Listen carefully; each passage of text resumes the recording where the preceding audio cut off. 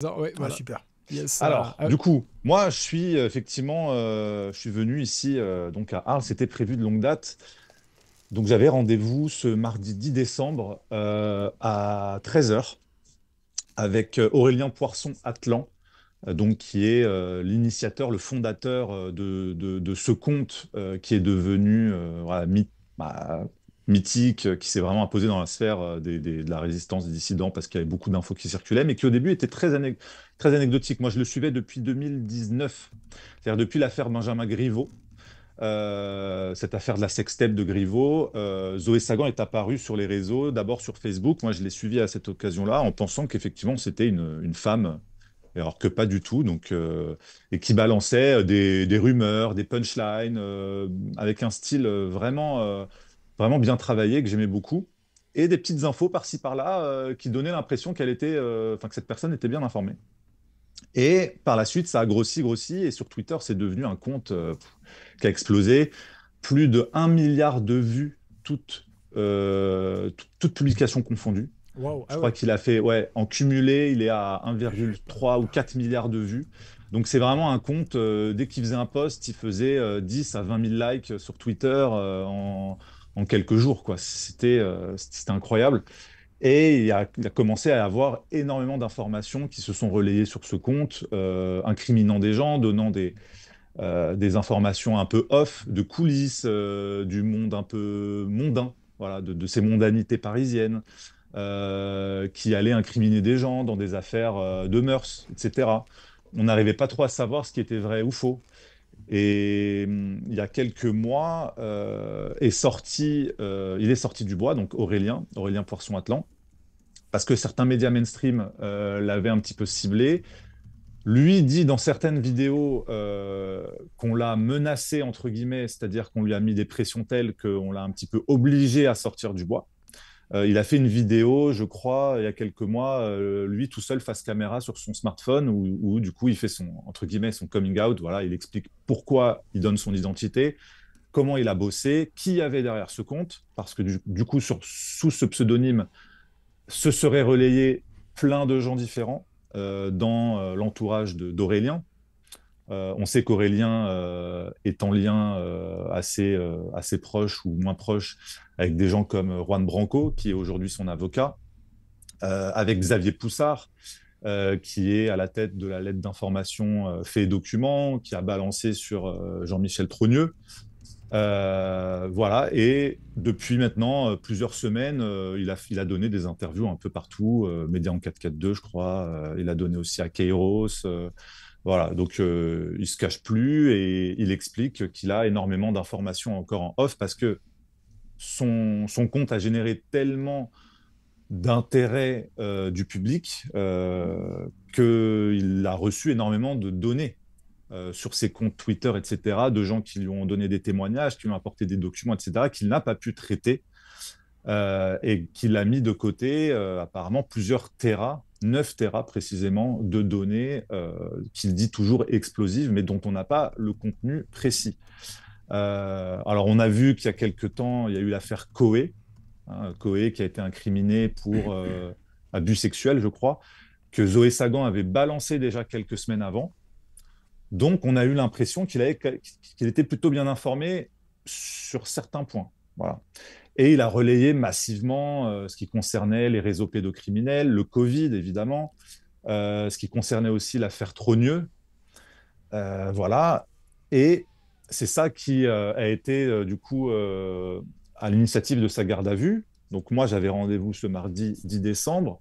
Je voulais venir pas uniquement pour faire une interview et repartir et faire du buzz. Voilà, je tiens à le rappeler, ce que tu disais tout à l'heure, Romain. Nous, on a la chance d'avoir un média qui est en kiosque et qui existe depuis 25 ans. Certes, on est très content de faire des milliers de vues ou des millions, hein, si ça arrive un jour. Évidemment qu'on on sera pas déçu, mais on n'a pas besoin de ça pour vivre et pour faire, voilà, pour publier notre information. Donc, je voulais prendre le temps. J'étais venu 2, 3 jours. Je voulais passer une première journée avec lui pour travailler ces dossiers, les fameux dossiers, et discuter, préparer cette interview qu'on devait faire le lendemain, donc le mercredi 11 décembre. Donc moi, je suis arrivé le lundi soir à Arles On a échangé avec Aurélien, on s'est confirmé le rendez-vous dans le centre-ville de Arles, donc le lendemain, mardi à 13h. Et à 10h, 10h05 ou 6 du matin, il me fait un vocal en me disant, Marc, il y a 3 policiers de la police judiciaire à ma porte.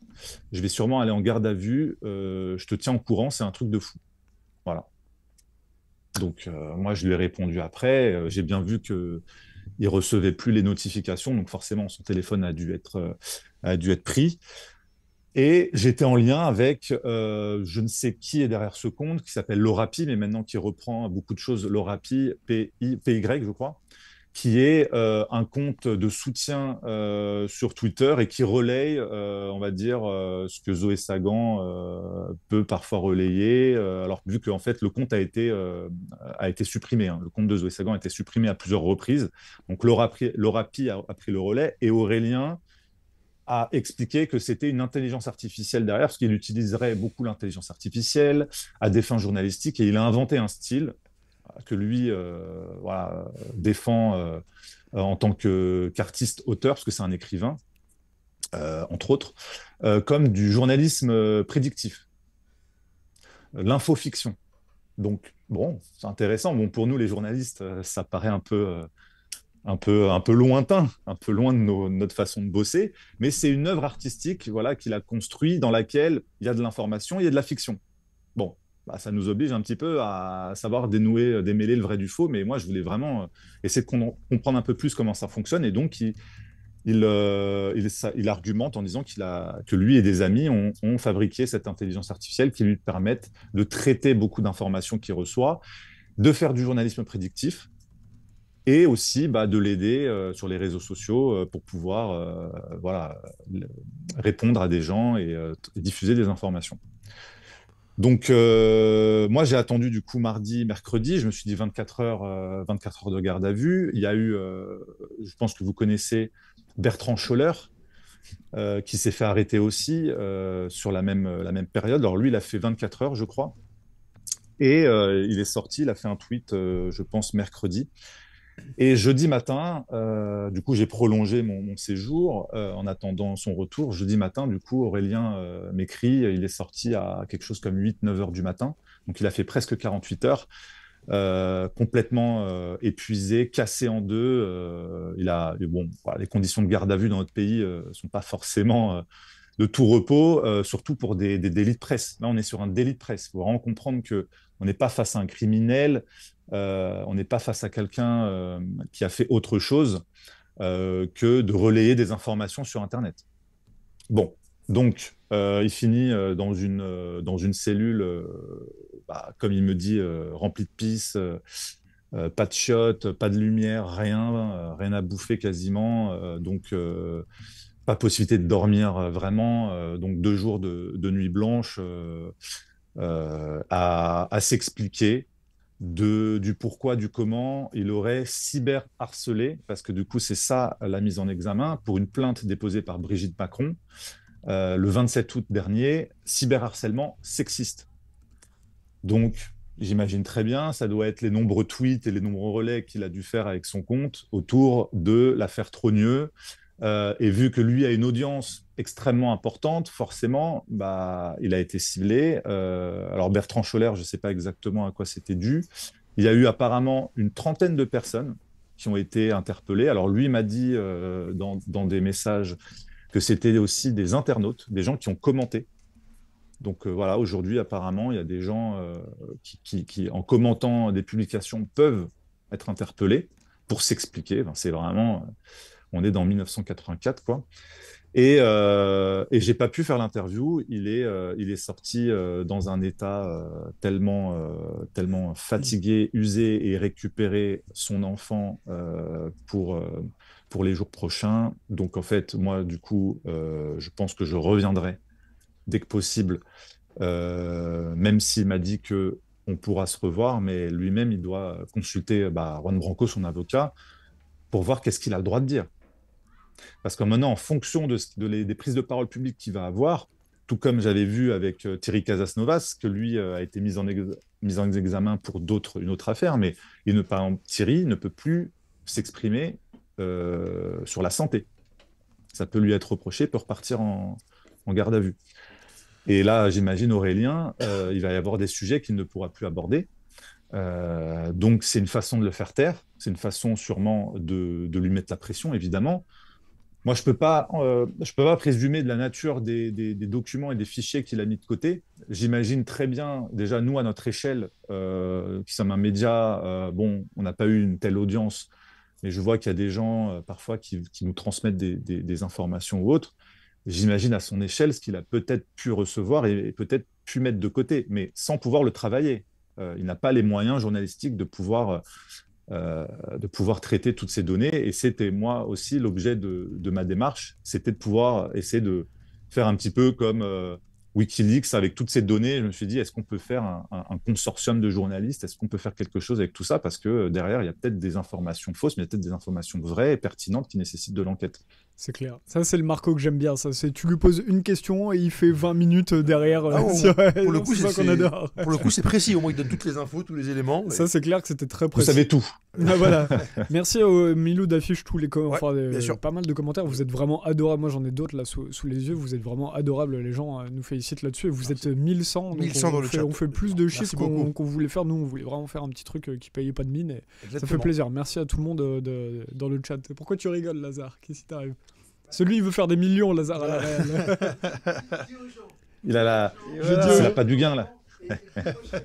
Ah oui, non, Lazare dit non, faut que j'encourage à ce qu'il y ait plus de gens comme ça. On fera plus de vues, on fera plus d'argent, et lui, il aura plus d'argent. Voilà, vous comprenez la mentalité de Lazare maintenant sur direct.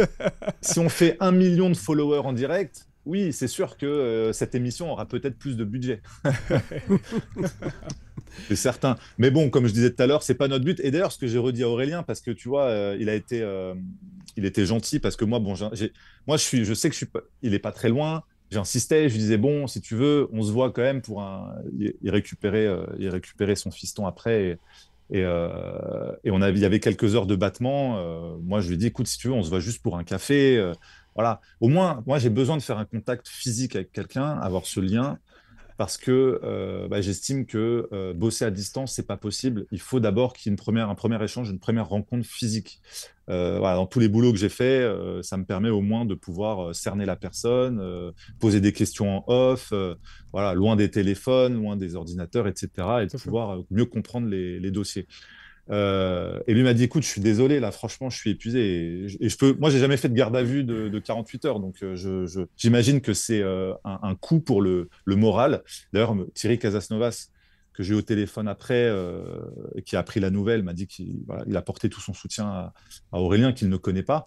Mais il m'a dit, moi, j'ai fait 4 jours. Donc, Thierry, il a fait 4 jours de garde à vue. Il m'a dit, ça te détruit ton moral. Ah oui. C'est très efficace. Voilà, nous, on n'est pas des guerriers, hein. Voilà, on n'est pas des espions, on n'est pas des agents secrets. Donc, je pense que 4 jours de garde à vue, ça doit faire mal au crâne. Il faut bien comprendre souvent que tu dors dans des conditions qui sont abominables. Si tu fais plus de 24 heures, ou même en général, tu restes dans des cellules.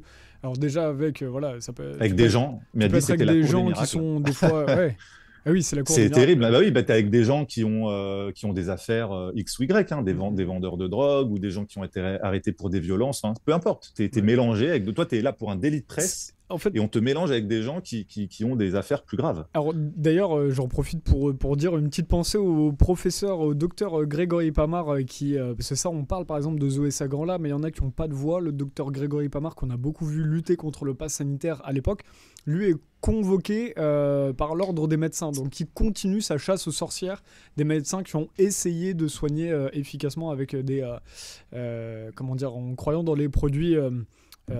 ouais. J'ai un trou de mémoire là, je commence à fatiguer là, mais autre que le vaccin, comme l'hydroxychloroquine et tout ça. Oui, c'est vrai, comme Denis Agrey qui s'est fait malheureusement radier. Lui a été radié directement. C'est quand même, bon bref, ça c'est... Et lui aussi qui a dû s'expliquer en face de policiers pour des propos tenus sur Internet. Et là, ce qui est intéressant avec le cas de Zoé Sagan, bon je connais pas très bien, tu peux nous parler plus peut-être du pourquoi il a été convoqué. On sait que par exemple, qu'il y a, donc là je parlais de cette chasse aux sorcières là, mais pour les internautes, c'est d'ailleurs déjà intéressant de se dire que tu peux faire 35 heures de garde à vue juste pour des tweets. Ça, c'est quand même quelque chose... C'est ça, c'est comme jusqu'à 48 heures.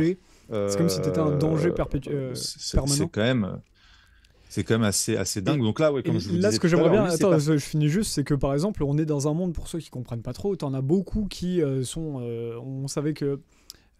Tu vois, par exemple, le Dieudonné, je revoyais un entretien ces derniers temps, c'est assez intéressant, c'est que tout de suite, on te met des affaires, on va te chercher des micro-raisons quand tu déranges. Par exemple, Dieudonné, ils sont allés, alors je connais pas bien l'affaire, il a été condamné, hein, il a un bracelet électronique, il avait été condamné puisqu'il n'aurait pas déclaré certaines choses. On sait qu'il déclare beaucoup, comme il était indépendant très très tôt, c'est-à-dire que ça fait plus de 25 ans qu'il a sa propre entreprise pour faire ses spectacles et ses films. Et du coup, on va te chercher des trucs que tu n'as pas déclarés. Lui, il avait été condamné pour avoir Du fisc, tu veux dire? Voilà, oui, c'est ça, ouais. Lui n'aurait pas déclaré 25 000 euros et dénonce, alors voilà, ce sont ses propos, on ne sait pas le vrai du faux, mais lui dit c'est politique, on est allé chercher des chiffres qu'on ne demande à personne, et là qu'on est allé lui demander à lui. Alors, je me demande s'il y a quand même de la corruption quand même derrière, tu vois, c'est quand même des sous qu'il n'a pas déclarés. Mais c'est intéressant comment il y a énormément, si on creuse comme ça, il y a énormément de gens rebelles un petit peu. Je t'ai partagé, Romain, si tu peux l'ouvrir pendant qu'on à qui on cherche on cherche des petites raisons du coup pour les mettre en garde. Je t'ai partagé un lien d'un article, pardon, excuse-moi, mais juste pour si tu pouvais l'afficher en même temps, sur cette plainte. Donc c'est article du Figaro. Voilà, ça a fait la une hier. Ça a été top tweet pendant un moment sur justement cette affaire Zoé Sagan et ce coup de filet qu'ils ont fait sur ces personnes. Alors on ne sait pas qui exactement. À part Bertrand Scholler, il y a aussi d'autres gens apparemment qui doivent être des internautes, puisqu'on parle de Jean-Luc M. Alors, c'est pas Jean-Luc Mélenchon, né en 1960, demeurant en Saône-et-Loire. Bertrand S, donc là, je pense que c'est Bertrand Scholler, parce que lui l'a tweeté. Jean-Christophe D, demeurant en Seine-et-Marne, voilà, donc ça, on ne sait pas. Et Aurélien P, Aurélien Poisson, Atlan, demeurant dans les Bouches-du-Rhône, voilà. Donc effectivement, Juan Branco, qui est son avocat, qui répond, et je pense de manière très juste, peu importe qu'on pense que Zoé Sagan est honnête, pas honnête, que voilà, il se fait passer pour quelqu'un qui n'est peut-être pas.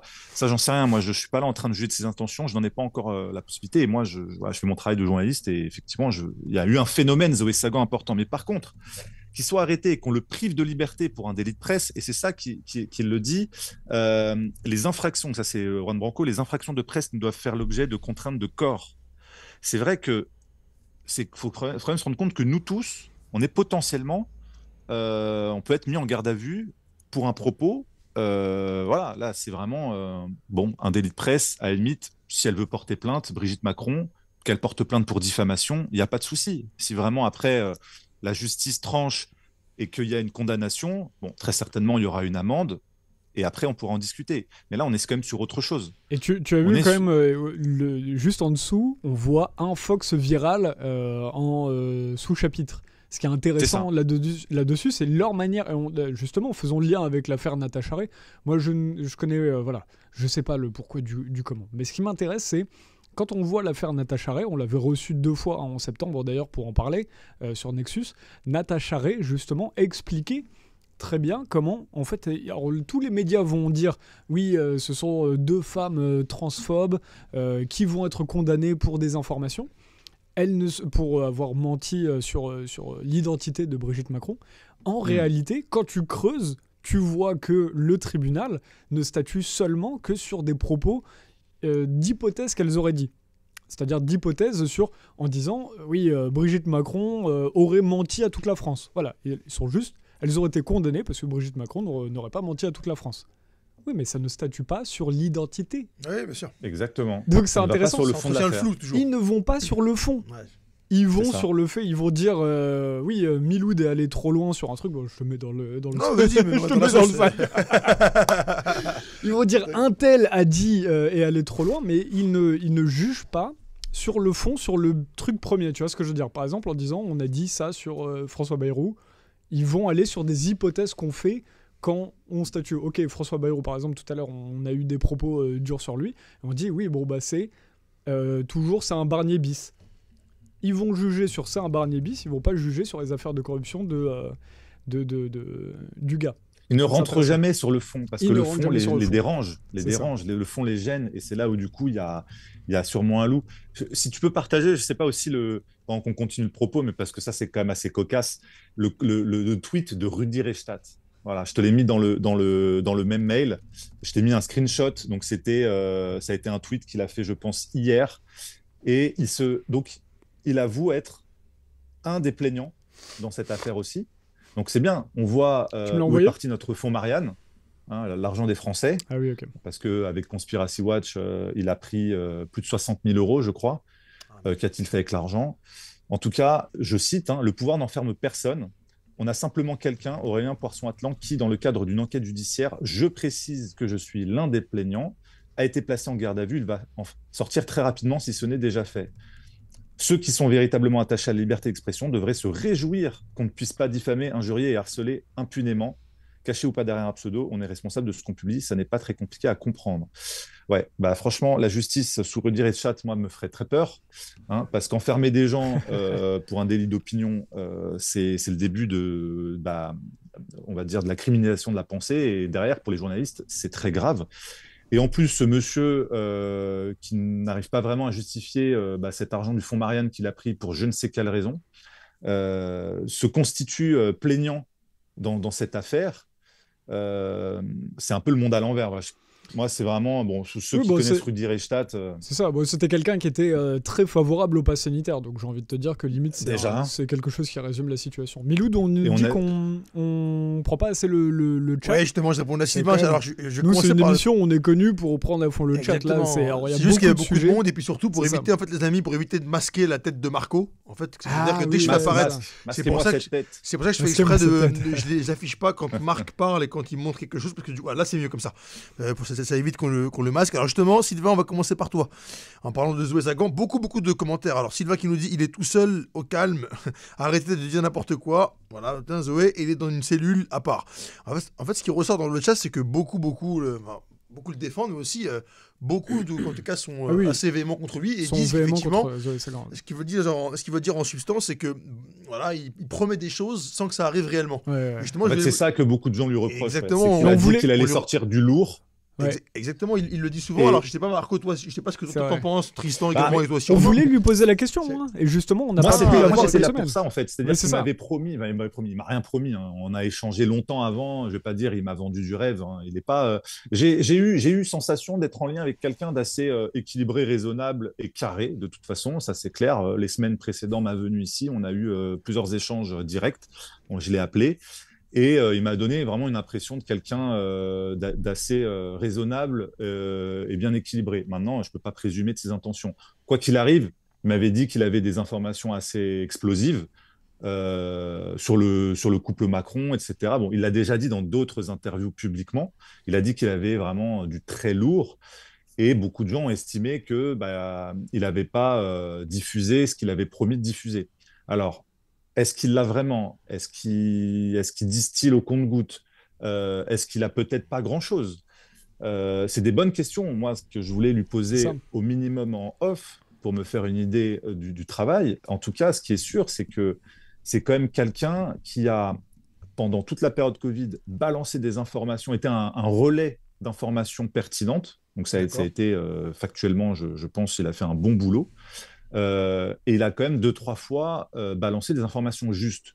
Il a aussi écrit des bouquins, bon j'en ai un là, hein, Suspect, il a écrit une trilogie où il a compilé pas mal de choses qu'il avait mises de côté, qu'il n'avait pas pu publier. Il n'y a pas de quoi faire tomber la Ve République, c'est sûr, mais en tout cas, je comprends légitimement les questions légitimes de nos internautes. Est-ce que cette personne a vraiment ce qu'il prétend avoir? C'est sûr qu'avec l'audience qu'il a eue, on peut se poser ces questions. Si c'était quelqu'un qui faisait 5000 vues par an, je pense qu'il serait passé inaperçu. Mais vu qu'il a fait plus d'1 milliard de vues sur 5 ans, on se dit que légitimement, il a intéressé les services, ça c'est sûr. Il a été en lien avec des gens qui lui ont fait très certainement remonter des informations, c'est certain. Parce qu'avec une telle audience, beaucoup de gens ont dû lui faire des confidences et aussi il est en lien avec des gens influents. Hein, on voit Branco, Poussard, etc. Donc c'est vrai que le personnage fictif qu'il a construit et le personnage réel qu'il est interroge énormément de monde et je pense que ça mérite de creuser. Ouais. Alors, on a encore beaucoup de sujets. Il y a Tristan qui n'a pas eu la parole. J'aimerais bien faudrait qu'on fasse des phrases plus petites là pour la fin du sujet de Zoé Sagan pour qu'on puisse enchaîner.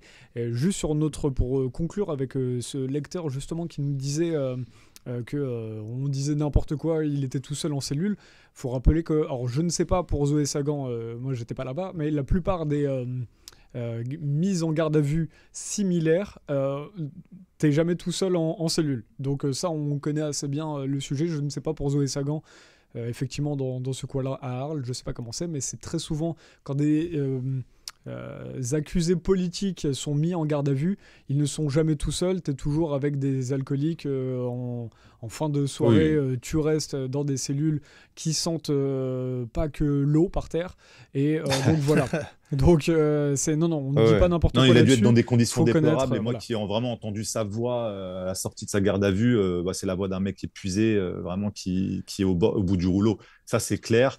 Et avoir eu plusieurs échanges avec lui dans la foulée, j'ai bien vu qu'il était au bout de sa limite physique. Moi, j'ai vu des personnes, je sais pas si c'est, je dis pas que c'est comme ça pour toutes les gardes à vue, mais il y a certaines gardes à vue, j'ai vu des personnes très costauds, des personnes connues publiquement, très costauds, ou même des inconnus qui sortaient de garde à vue, qui étaient complètement brisés quand ça durait au-delà de 24 heures ou 30 heures. Tu fais une nuit blanche, tu restes complètement enfermé dans un truc. Et comme dit Marco, on te brise. Le but, c'est aussi beaucoup de choses sont faites dans ces commissariats pour te briser psychologiquement. Il faudrait qu'on fasse une émission d'ailleurs avec des gens qui en parlent très bien. Tiens, pour le réponse dans le chat, c'est Steve Klein. Steve Klein, le mentor. Non, c'est parce qu'il donnait le mentor. Il y a une question que quelqu'un disait quel était le mentor de Kidou, je te l'avais à l'écran. Voilà, c'est ça. Il a été en lien avec un mec, je crois, qui s'appelle Steve Klein ou Steven Klein, je sais plus trop. C'était un artiste qui est décédé il y a quelques années. Alors lui dit qu'il a trouvé sa mort très suspecte. Il est décédé, il se serait suicidé un matin sur un quai de métro à New York. Et c'était avec lui qu'il avait fabriqué ce concept d'infofiction. Voilà, je ne connais pas ce personnage, je ne sais pas si vous avez plus d'informations là-dessus. Marco, une fois tu m'as dit il faut absolument te couper la parole parce que tu ne fais que enchaîner. Toujours. Il faut toujours. Tristan n'a pas parlé depuis 30 minutes. Je le vois noter des trucs sur son bout de papier. Non, mais j'ai pas grand-chose. Ah d'accord. Bon continuons, on te redonne la parole, Marco. En fin de compte, non, Tristan avec sa voix calme et suave. Il faut l'écouter. C'est inquiétant d'enfermer des personnes qui divulguent des informations, et évidemment on pense tout de suite à Assange qui dévoilait des informations gravissimes sur la guerre. Là on est devant, moi ce qui m'avait intéressé c'est chez Zoé Sagan, que c'est Mehdi Belhaj-Kassem qui me fait connaître en fait, philosophe. C'est la chute un peu où il était avant 2020 on va dire, un peu cet artiste sulfureux qui dénonce et qui fait un peu, qui excite un petit peu les âmes qui veulent s'encanailler, et puis au moment où il prend une position beaucoup plus politique et radicale, la chute elle est très rapide. Donc là on voit bien, ça j'aime bien dans ce genre de personnalité, ça nous permet de voir un petit peu où on est, quelles sont les limites du système. Après évidemment, dès que tu dépasses, comme disait Marc, un certain nombre de vues, le système va s'intéresser à toi, et si tu n'es pas d'accord avec lui, évidemment, il te fera des pressions. Mais c'est aussi à double tranchant, c'est-à-dire que est-ce que les ronds-points dont on parlait, de refaire lien, est-ce que ça se passe dans le monde du spectacle avec le nombre de vues ? Ben non. Donc c'est un peu à double tranchant. Et puis moi, personnellement, le couple Brigitte Macron et Emmanuel, quelles que soient leurs mœurs, je m'en fous complètement. Je trouve même que c'est un faux sujet. On s'excite beaucoup sur ça. Le budget m'intéresse 100 fois plus que leurs mœurs, quoi. Pas après tout, bon, on laisse tranquille. Tu vois, finalement. Mais si c'est un secret d'État, ça peut être un levier d'influence et de chantage pour d'autres. Voilà, et ça, je le regrette. C'est-à-dire que là, on suit un peu la mouvance américaine, c'est-à-dire que Bill Gates, il peut tuer 100 000 gamins en Afrique avec des campagnes médicales dangereuses, mais en revanche, s'il se trompe sa femme, on va parler que de ça et ça va pas le faire tomber. Je trouve ça lamentable. Oui, c'est vrai. Non, c'est lamentable. Il faut se concentrer sur les vraies choses. Là, c'est vraiment une énorme diversion, en plus, sur le côté sexuel, vieux comme le monde, qui n'a pas vraiment d'intérêt. C'est marrant parce que je vois dans le chat, effectivement, beaucoup de gens sont contre Zoé Sagan. Exactement. Et en fait, avant, on nous demandait inviter Zoé Sagan. Ouais, et maintenant, c'est non, Zoé Sagan, on s'en fout. Ok. Nous, mais je vais essayer de le recevoir. Mais ce qui est intéressant, c'est de lui poser les questions. Justement, on note bien toutes vos questions dans le chat. On lui, il est très clivant. C'est intéressant de voir aussi toutes les théories qu'il peut y avoir autour de lui. Exact. Moi, je l'ai connu très récemment, depuis que je suis arrivé à Nexus. Ah oui, c'est ça. Je voyais sur Twitter, je voyais qu'il arrivait. T'entendais pas parler de lui avant. Non, avant, vraiment, non. Vu que j'étais pas du tout dans ces sphères-là, je savais pas qui il était et qui pouvait être. Effectivement, comme l'a dit Marc, il drainait beaucoup d'audience, il était très suivi. Et justement, je voulais vous poser la question à Marc, du coup, tu disais tout à l'heure. Alors, avant de poser la question, est-ce que tu peux relire quelques trucs du chat qu'on fasse le lien avec Certainement, il n'y a pas de souci. Alors, Stéphane qui nous dit Sagan, je ne suis pas convaincu. Laetitia qui nous dit moi, il m'intéresse. C'est ce que je disais, il clive beaucoup. Ouais, alors exact, ensuite, beaucoup... très clivant. Attendez, j'ai un petit souci pour remonter les commentaires. Attendez. En soi, moi j'en ai rien. Ah oui, t'as pas noté des. Non, faudrait qu'on note les meilleurs commentaires de. Là, si tu veux, on est 1000 dans le chat, ça défile à toute berzingue. Alors désolé, j'ai réussi un peu la semaine dernière. Maintenant. Il faut 2000 ouds maintenant, on va prendre 2000 ouds. La semaine dernière, j'ai pu le faire parce que les commentaires s'affichaient pas, mais là, il faut que je les affiche, que je vous réponde et en même temps je les note. Du coup, voilà, j'essaie d'être multitâche, mais j'ai pas encore trouvé le. Vous ne voyez pas m'aider, mais vous ne voyez pas à la caméra, mais son cerveau est en train de fumer. Mais j'adore ça, moi j'aime trop ça. Il me faudrait 2 bras en plus, voilà, pour pouvoir. Génial. Alors, je continue. Alors, ça arrive. Il faudrait 2 bras. Marcel parce que tu n'as pas de bras, justement. Marcel qui commande depuis le Danemark, très souvent. Merci à toi, Marcel, d'ailleurs. Et Nexus, je pense que l'affaire du pasteur Dus inquiète Jean-Michel Trogneux au plus haut. Alors, c'est sur Trogneux. Je rebascule sur Zoé. Effectivement, il y a beaucoup de choses. Alors, au-dessus. Juan Branco était à la même école que Attal, nous dit la Bible, parce qu'effectivement, Juan Branco, du coup, défend Zoé Sagan. Il y en a même qui demandait dans le chat si c'était pas finalement Juan Branco son mentor. Alors, il y a beaucoup de théories. C'est un chat un peu désigné. Il y a beaucoup de théories, en tout cas, dans le chat. Alors, attendez, je continue à remonter. Pour trouver les commentaires, il y en a beaucoup. Il y a Stéphane qui est toujours très piquant qui nous dit « Et Brigitte, je veux le voir en interview. » Stéphane, arrête de commenter parce que vraiment, tu vas nous mettre en prison. Stéphane, c'est vraiment l'antagoniste ultime. On s'est dit que j'ai moi. Il est énorme. C'est Marc qui a toute la responsabilité. Même les internautes qui mettent des commentaires, apparemment, peuvent être inquiétés. C'est-à-dire que maintenant, ils peuvent arrêter n'importe qui. Alors moi, ce qui est rigolo, juste petite parenthèse, pour qu'on sache un peu le contexte Nexus, c'est que tout le monde sait, ou beaucoup le savent, qu'on est en procès contre Wikipédia depuis maintenant 8 ans et qu'on nous a rejeté pour la simple et bonne raison qu'il y avait une loi qui empêchait de retrouver l'identité de gens derrière des pseudos. Et donc, ce qui est rigolo, c'est que dans une affaire comme ça, ils vont te retrouver tout le monde en 5 minutes sans faire valoir ce décret.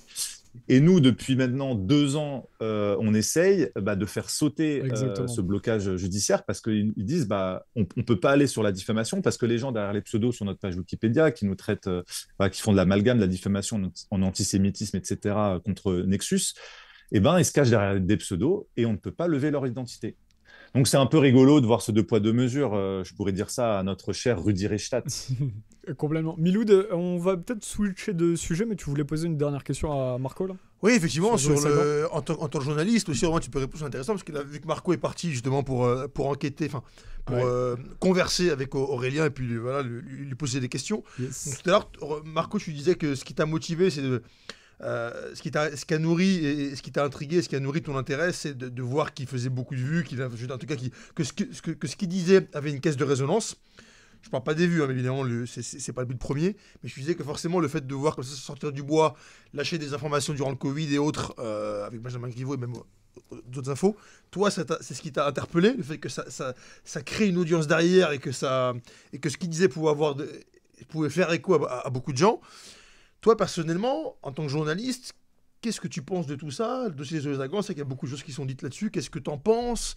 Comment tu le mesures? Et on va dire d'un point de vue Marc Daoud, être humain et pas journaliste, et citoyen, comment toi tu perçois ce dossier-là Sagan qui nourrit beaucoup de mystères? Est-ce que tu y crois? Est-ce que tu y crois pas? Je pense que Roland aussi pourra donner son avis là-dessus. C'est vrai que moi, en tant que citoyen, forcément, quand j'ai vu ce compte apparaître au début, il n'était pas du tout connu et que j'ai commencé à voir qu'il avait l'air de balancer des infos dont on ne pouvait pas forcément retrouver les sources, mais qui semblait bien informé sur des histoires, de bruit de couloir, de mœurs, etc. Je me suis dit, tiens, ce gars-là, j'ai l'impression qu'il va aller, il va aller très loin sur le net, parce qu'au début, il y avait quelques milliers de personnes qui le suivaient. Et je me suis dit, bon, ok, il va falloir que je suive ce compte de très près. Ensuite, à mesure qu'il prenait de l'audience et qu'il avait un style journalistique, vraiment ce style de l'infofiction, en tout cas, allez lire quand même, c'est quand même assez bien écrit. Alors, je me demande toujours si c'est vraiment écrit par un humain ou par une IA, parce qu'il fait vraiment valoir le fait que c'est des IA derrière. Alors, est-ce que c'est une façon de se protéger juridiquement? Parce que lui dit, bah écoutez, vous pouvez, si vous voulez, me condamner, mais dans ce cas-là, il va falloir condamner OpenAI ou je ne sais qui en fait a produit le texte. Donc moi, je ne suis pas, je suis pas seul responsable. Donc c'est un peu rigolo. Il essaie d'un petit peu de brouiller les pistes comme ça. Et c'est vrai que personnellement, en tant que citoyen, on a toujours un peu l'espoir de se dire, tiens, il y a un mec qui sort du bois. J'ai tout de suite pensé à Juan Branco, tout de suite, parce qu'il a le style, il a le verbe, il a le côté incisif, il a les informations, chose que Branco a l'air de bien avoir. Hein. Il est bien informé sur le Petit Paris. C'était vraiment des histoires du Petit Paris mondain, etc. Je me suis dit, ok, alors c'est Branco, il a fait le coup avec ses potes et autres. Et je me suis dit, putain, enfin, une espèce de bouffée d'air frais comme ça, qui se prend pas forcément au sérieux, mais qui de temps en temps balance des infos qui peuvent faire mouche. Et voilà, moi, ça m'intéressait. Et après, journalistiquement parlant, je me suis dit, bon, je vais quand même rester prudent parce qu'effectivement, c'est une œuvre, ça ressemblait à une œuvre artistique. Je vais garder mes distances journalistiques et on verra plus tard. C'est pour ça d'ailleurs que j'ai pas forcément, on n'a pas forcément relayé à Nexus. Moi, je me suis pas précipité comme ça sur le steak pour essayer d'avoir de la viande et de l'audience et aller l'interviewer dès qu'il est sorti du bois ou essayer d'avoir son contact. Voilà, je voulais vraiment laisser le truc se décanter. Parce que voilà, Nexus, nous, on a l'avantage, c'est qu'on n'est pas obligé d'être sur l'actu chaude, de rebondir tout de suite, de faire des vues instantanément. Et on laisse un peu parfois le truc tiédir et on verra plus tard. Et c'était vraiment dans cette démarche-là, à froid, que je voulais le rencontrer maintenant que le truc est passé, qu'il a pu rencontrer plein de médias alternatifs, que tout le monde a parlé de lui. Je voulais faire un truc un peu différent. J'ai pas juste envie de lui donner la parole à nouveau, lui dire voilà, rebalance-moi les scoops que tu penses avoir, etc. Moi, je voulais vraiment cerner le personnage, voir si on peut bosser et s'il y a des choses à creuser, à creuser avec lui. Et moi, c'est dans ma démarche journalistique, c'est vraiment de ne pas sauter sur le buzz tout de suite, autant que possible laisser passer un peu de temps et travailler un peu derrière. Donc pour l'instant, je n'ai pas plus d'avis que ça. Je peux pas. Je comprends ceux qui sont méfiants, je comprends ceux qui sont enthousiastes, parce que moi-même, j'ai été enthousiaste, moi-même, j'ai été un peu, pas méfiant, mais en tout cas interrogatif là-dessus. Donc, je pense que c'est un personnage qui a encore plein de secrets à révéler. Est-ce qu'il est en lien ou pas avec les services? Est-ce qu'il est en lien ou pas avec Branco, on va dire, sur l'aspect éditorial? Est-ce qu'il est en lien avec des gens qui lui font remonter des informations, un peu comme le Canard enchaîné, chope des informations de couloir et les publie telles quelles? Je ne sais pas, c'est l'objet de ma démarche. J'espère qu'on va faire l'interview très bientôt et je vous en informerai. Carrément. Il y a Valana dans le chat, on va changer de sujet parce qu'on a fait 45 minutes, c'est beaucoup trop long pour juste sauver sa gorge, mais il y avait on sait comme ça, c'est le truc de l'émission, on ne sait pas faire court ici, donc c'est un gros morceau, faut fin de l'émission à 2h du matin, on le rappelle, restez avec nous connectés. Non, je rigole. Mais il y a Valana Lopez, je crois, qui te demande chat à la limite de voir si tu l'as en entretien, d'essayer de comprendre si c'est un espion ou pas. Alors si c'est un espion, tu pourras pas lui poser la question cash. Faudrait peut-être si c'est un bon subtil. espion, je le saurais. Mais en tout cas, pose-lui des questions honnêtes. Toi-même, t'es quelqu'un d'extrêmement honnête, donc t'arriveras à voir si le gars est assez louche ou pas. Il y a